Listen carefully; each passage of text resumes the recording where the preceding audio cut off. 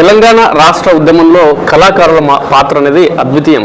కళాకారులతో ఆటల పాటలతోనే ఉద్యమానికి మరో ఊపు అనేది రావడం జరిగింది. అందులో భాగంగానే వెల్దండ మండల కేంద్రంలో కళాకారులుగా ముందుండి అదేవిధంగా తెలంగాణ ఉద్యమకారులు ముందుండి నడిపించడం జరిగింది. అన్న నమస్తే. నమస్తే అన్న, మీరు అంటే కళాకారులుగా ఉన్నప్పుడు మీకు అప్పుడు ఉద్యమ సమయంలో మీకున్నటువంటి ఆ ఉద్యమం ఏ విధంగా కొనసాగింది, ఉద్యమంతో మీకున్నటువంటి ఒక అనుబంధం అని చెప్పండి అన్న. తెలంగాణ ప్రాంతంలో తెలంగాణ స్వరాష్ట్రం కోసం నాడు 2001 నుండి పోరాటాలు జరుగుతున్న సందర్భంలో మేము అంబేద్కర్ భావజాలానికి సిద్ధాంతాలకు అనుకూలంగా అప్పుడు బహుజన్ సమాజ్ పార్టీకి పనిచేసే వాళ్ళం.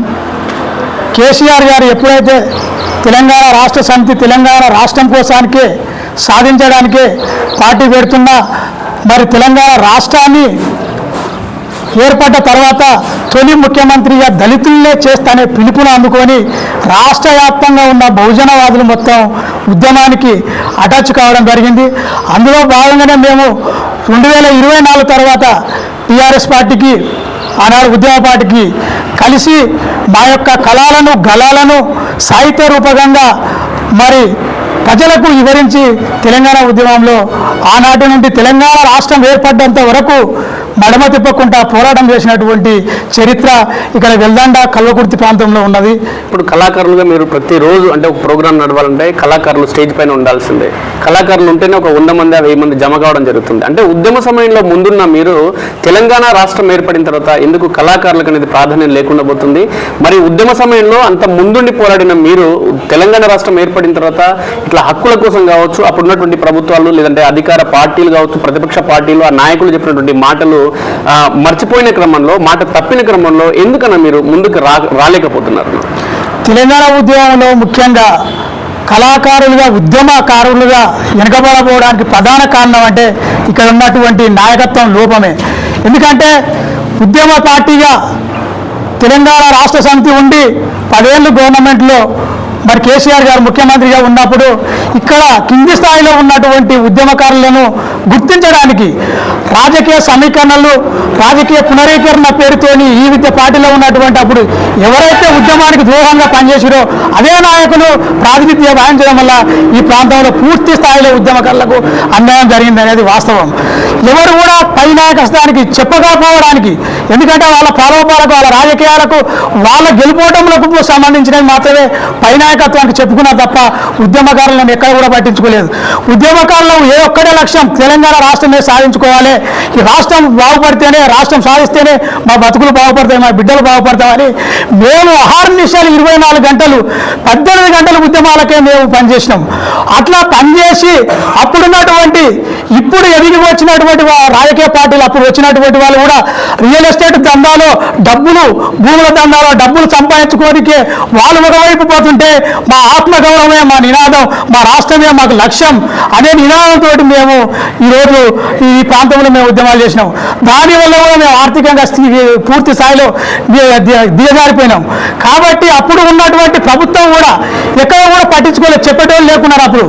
అప్పుడు ఉద్యమకారునిగా విజితారెడ్డి గారు ఉన్నారు, తెలంగాణ ఇక్కడ ఇన్ఛార్జ్, రాష్ట్ర ఇన్ఛార్జ్.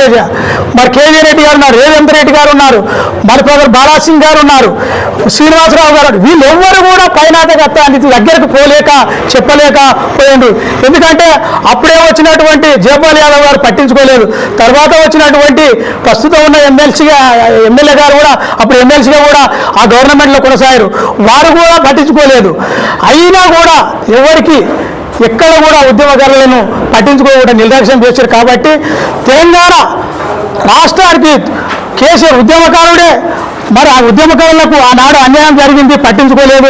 కానీ ఈనాడు ఉద్యమకారులను నేను పట్టించుకుంటానని ఈ రాష్ట్ర ముఖ్యమంత్రి, ఈ ప్రాంత బిడ్డ రేవంత్ రెడ్డి గారు మరి మాట ఇచ్చినారు. ఆ మాట ఇచ్చిన దాన్ని కూడా చాలా మందికి పెద్దలకు, కవు గాయకులకు, పై స్థాయిలో ఉన్నటువంటి వారికి అందశ్రీ గారికే కానీ, జయరాజన్నకే కానీ, మరి కొంతమందికి గద్దరన్నకే కానీ సముచిత స్థానం కల్పించారు. కానీ ఉద్యమకారులను కింది స్థాయిలో ఉన్నటువంటి వారిని కూడా వాళ్ళు ఇంకా పట్టించుకోలేదు. దానిపైన కూడా ప్రత్యేక దృష్టి పెట్టి ఈ ప్రాంతం ఉన్నటువంటి, ఈ రాష్ట్రంలో ఉన్నటువంటి ఉద్యమకారులకు సముచిత స్థానం కల్పించాలని ప్రగాఢంగా మేము ముఖ్యమంత్రి గారి దృష్టికి తీసుకొస్తున్నాం మీ ద్వారా. అంటే ఇప్పుడు మీకు ఏమనిపిస్తుంది అంటే మీరు ఒక కళాకారులు ఉన్నప్పుడు, ఒక ఉద్యమకారులు ఉన్నప్పుడు మీకు అత్యంత ప్రాధాన్యం అనేది ఉంటుంది. ఇంకో స్టేజ్ దగ్గరికి వెళ్ళినా కానీ, ఒక 10 మందిని కలిసినప్పుడు కానీ. తెలంగాణ రాష్ట్రం వచ్చింది, 10 ఏళ్ళు టీఆర్ఎస్ పార్టీగా పాలన కావచ్చు, కాంగ్రెస్ 3 ఏళ్ల పాలన కావచ్చు. మిమ్మల్ని అంటే అప్పుడు ఎవరైతే ఉద్యమం చేయడం జరిగిందో ఇప్పుడు వాళ్ళంతా కనిపించకుండా పోయే పరిస్థితి నెలకొంది. ఎవరు కూడా అంటే మాట్లాడే పరిస్థితి కానీ, లేదంటే ఒక పదవులు, రాజకీయ పదవులు కావచ్చు, లేదంటే ప్రభుత్వ స్కీమ్స్ వచ్చినప్పుడు కూడా కనీసం మీరు అప్పుడు కష్టపడ్డారు కదని కొనంలో అడిగే పరిస్థితి లేదు. దీన్ని చూస్తే మీకు ఏమనిపిస్తుంది అన్న? దీన్ని చూస్తే మాకు ఆనాటికి నేటికి ఉన్న వ్యత్యాసం ఒకటే ఉంటుంది. నేను చిన్న పాట ద్వారా మీకు వివరిస్తాను. గతమెంతో ఘనకీర్తున్న గాయకులారా, నేడు కన్నీలే కడుపు నిండే కళాకారుడా, ఉక్కో పిడికిళ్ళను ఎత్తి ఉరికాముర ఉద్యమ దారిలో, డప్పుపై దండేరేస్తే ధరనంతా బద్దారిల్లే, ఊరూరున రణమే నడిపిన ఉద్యమకారుడా, నేడు ఉనికన్నది లేనే లేదురా కళాకారుడా. మరునాడు గతంలో ఘనకీర్తి ఉంది కానీ నేడు కన్నీళ్లతో కడుపు నింపుకొని బతుకుతున్న పరిస్థితి గతంలో ఉండే మరి పాలమూరు జిల్లాలో పల్లేరుగాయలేరు బతికినటువంటి బ్రతుకు ఉద్యమకారులకు కూడా ఉంది. కాబట్టి ఆ ఉద్యమకారులకు చేయూతనిచ్చి ప్రభుత్వం ఏదైతే ఇచ్చిందో అల్టిమేట్గా మేనిఫెస్టోలో పెట్టుకొని ఉద్యమకారులకు మేము పూర్తి స్థాయిలో సముచిత స్థానం కల్పిస్తానన్నారో, వాళ్ళకు ఆర్థికంగానే కానీ 250 ఇళ్ల స్థలమే కానీ, గజాల స్థలమే కానీ ప్రతి ఒక్కరికి, అదేవిధంగా ఈ ప్రాంతంలో తెలంగాణ ఉద్యమాన్ని ఉరుతల నుంచి మహబూబ్నగర్ జిల్లాకి తెచ్చినటువంటి కలకుర్తి ప్రాంతంలో సంస్కృతి సారథిలో కూడా ఈ ప్రాంతం నుంచి ఒక్కరు కూడా ప్రాతినిధ్యం కల్పించకపోవడం చాలా దురదృష్టకరం. కాబట్టి ఆ వైపులో ప్రభుత్వం ఆలోచించి కళాకారులకు, ఉద్యమకారులకు సముచిత స్థానం నాణ్యం కల్పించాలని మీ ద్వారా వినమ్రంగా వినియోగించుకుంటూ సెలవు తీసుకుంటున్నాను. జై తెలంగాణ.